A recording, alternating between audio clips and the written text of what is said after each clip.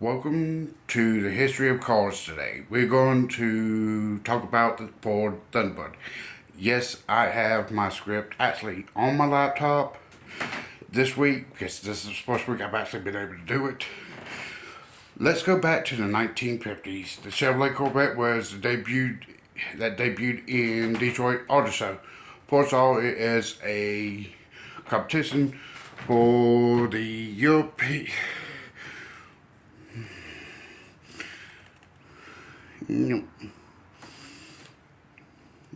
Sorry, folks. I don't have all my setup yet. I'm working on that. I'm trying to get a couple of items, but let's go back. For the European cars like the E-Type Jaguar and other two-door sports cars. I'm trying. You're going to have to excuse me for trying to keep this up like I need. Ford wanted to join the battle. So Ford had their techs started designing the Ford Thunderbird, which debuted in 1953 concept, and finally for the year 1954, but it came out in September of 1954 for model year 1955 when they released it.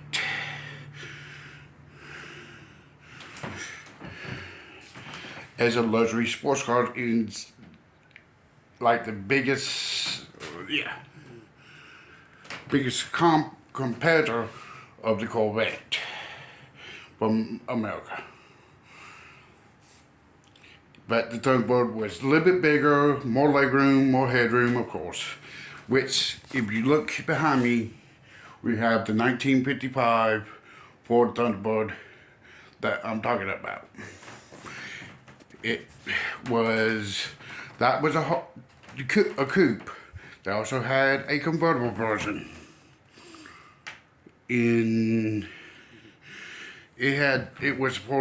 Had Ford's first V8 Y block sitting under his hood instead of the standard V8 flathead V8s that of the time been putting in most of V8's cars. The Thunderbird both came in coupe, like I showed you, and convertible. The motor size was only a 292, which is a 4.2 liter. It outsold the Corvette. It ran the first generation from 1955 to 1957. 58 was second gen. While I'm here, I'm gonna go over to it. That's a 1958. And so, I'm still got a lot of editing to do, but it's there. There were some body changes, of course, as you see, like on the front end and the little fins in the back. See the pins in the back there, and the front end there. That's what most of its changes. And they basically most of the convertibles on the Lincoln convertibles of the time.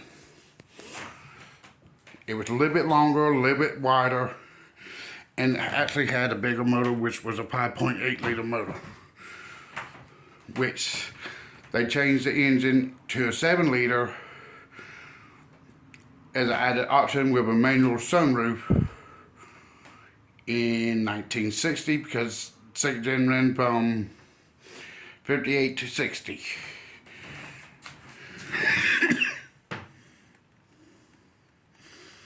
Now, let's jump into the space race with the new technology for the luxury. 1961, let's go on, pull it up.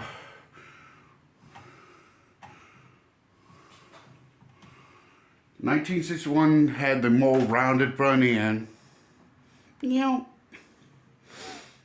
with the long back end with fins.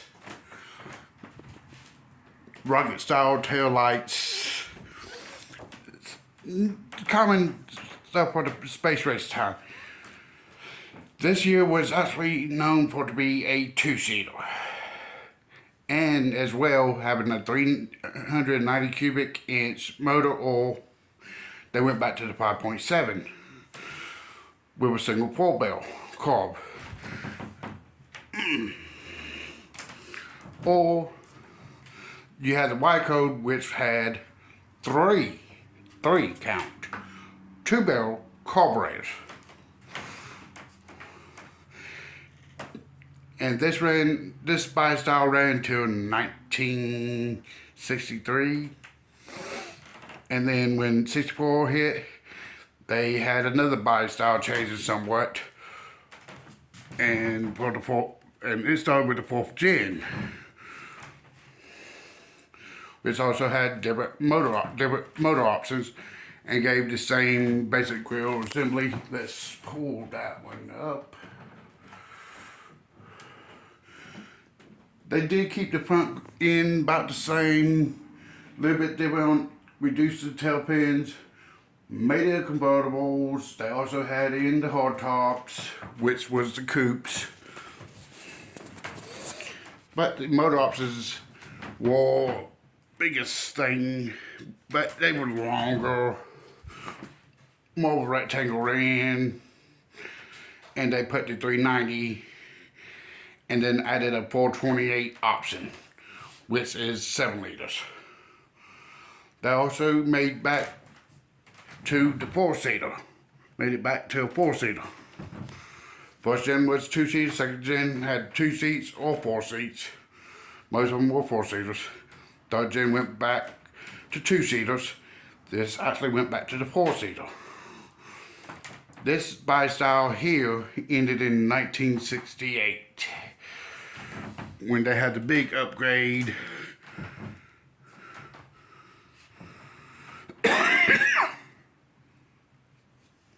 The biggest upgrade was actually behind that rim.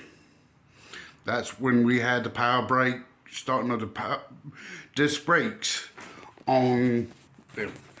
Now the 5th gen came back. 5th generation was actually back. It was a little bit bigger than the Mercury Cougar, and it actually was very important.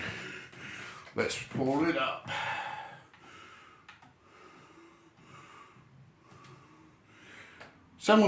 Actually similar to the Mercury Cougar as well. They had the hideaway headlights. They had no convertible at this point. They discontinued the convertible for a while. More new grill, new rear end, power disc brakes, a lot of luxury items. So they kept the luxury sports car look. But it's no longer a sports car per se, or it is a sports car, but it ain't convertible available with this one. And this one was the 66.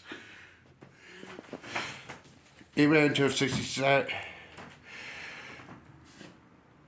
It ran through 67, 68, to 71. Now, 72. They had a good choice of power plants. They had their 4-doors. They actually produced those in a 4-door too. Hold it. Let me see where I...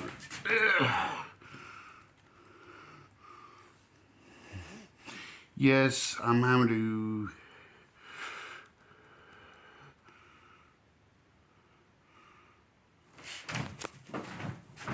One, two, three, 4, 5. Yeah, I'm on the 5th gen now.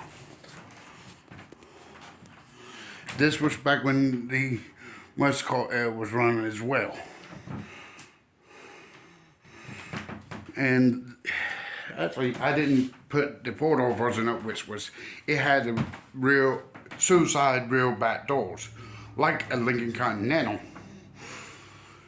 But at this point, they no longer had unibodies.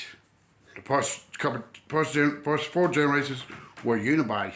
They went to body on frame, which was a better setup in my personal opinion, because body on frame is actually good.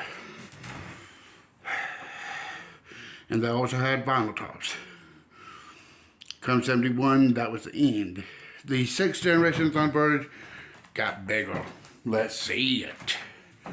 Okay, I'm gonna have to figure out how to get things turned around.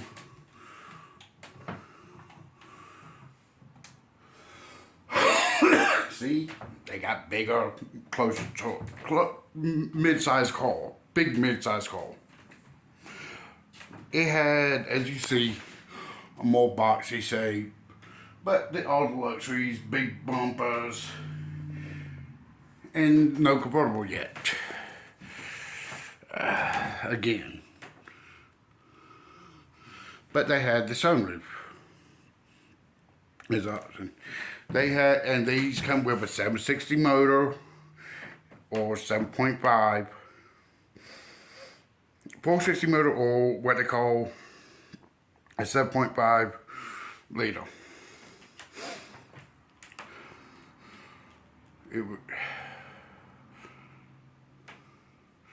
And it was a two-door coupe.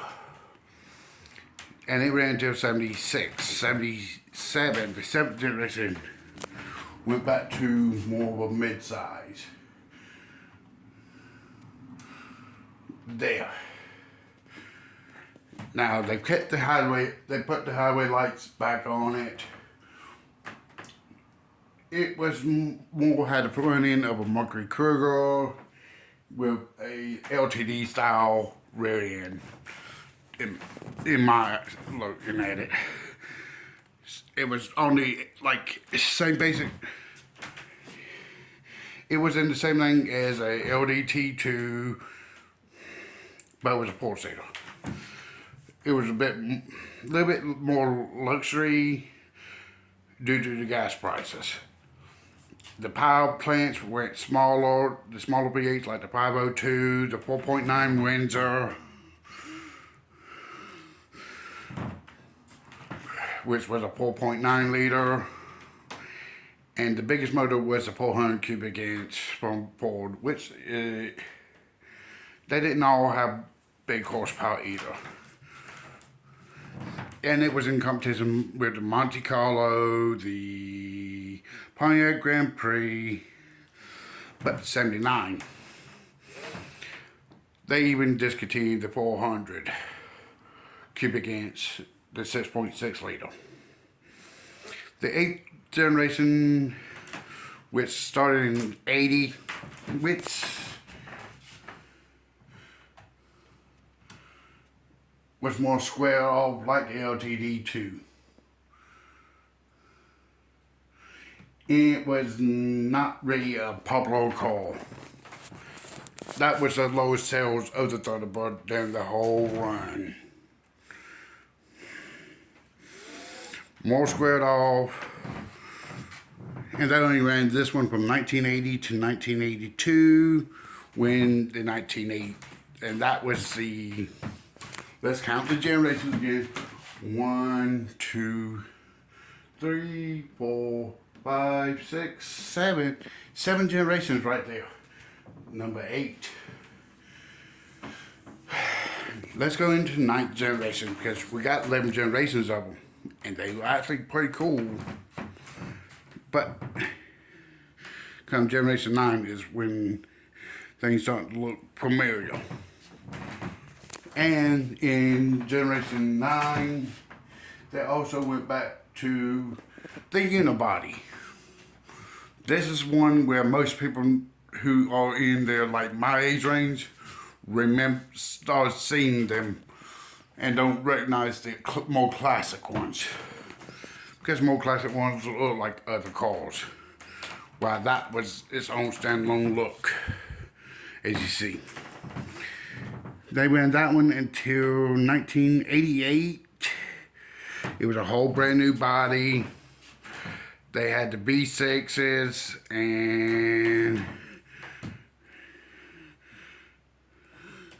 they ran V6, the 302 and the V6, the V8 302 5 liter in those, and it was just a good little 4-seater daily driver luxury from Ford.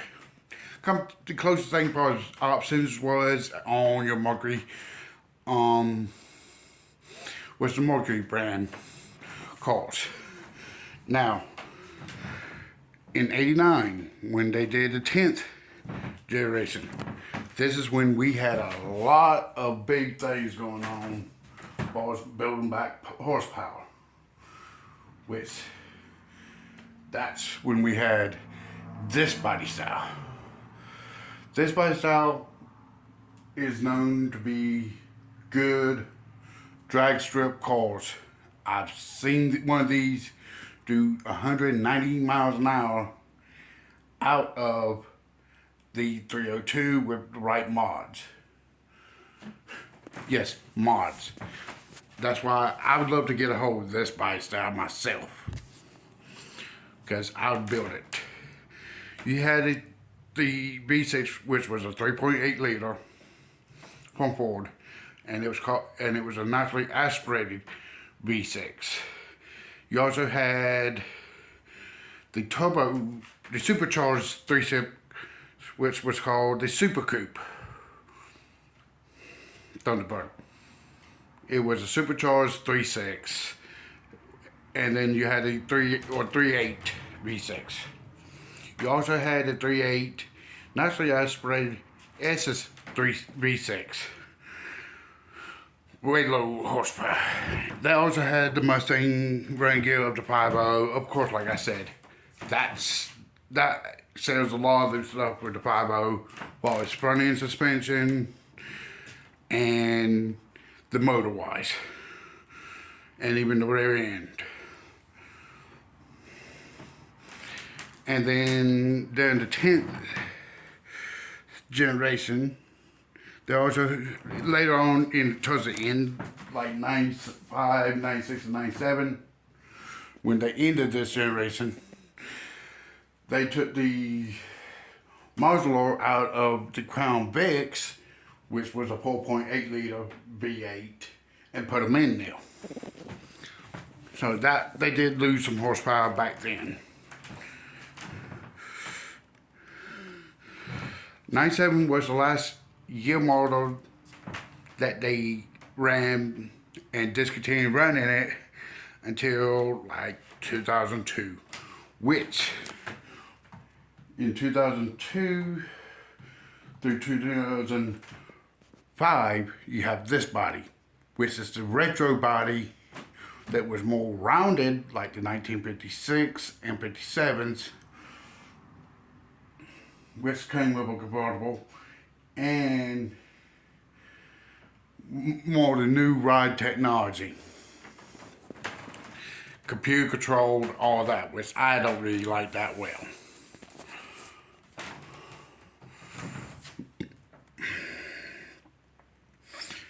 But here's a fun fact for it though.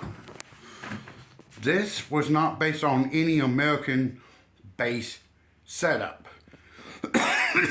This was from a company that they co-owned with a European company called Jaguar, which we'll talk about the Jaguar. I've mentioned them once before with the Jaguar E-Type. But Jaguar XF was what this was based off of. Just like they based off the concept car, the GT90, which was based on a Jaguar X220. So yeah, little fun fact on that one. And because the lack of sales in 2005, they completely discontinued Thunderbirds as of right now. Knowing companies now, they may bring it back, they may not, who knows. But that's on the companies. They are bringing back older names and putting them on different vehicles. Like for Mitsubishi, they brought back the Eclipse name, but it's not on a actual car. It's It's gone on an XUV, which is a crossover. Thank you for watching History of Cars and Their Options.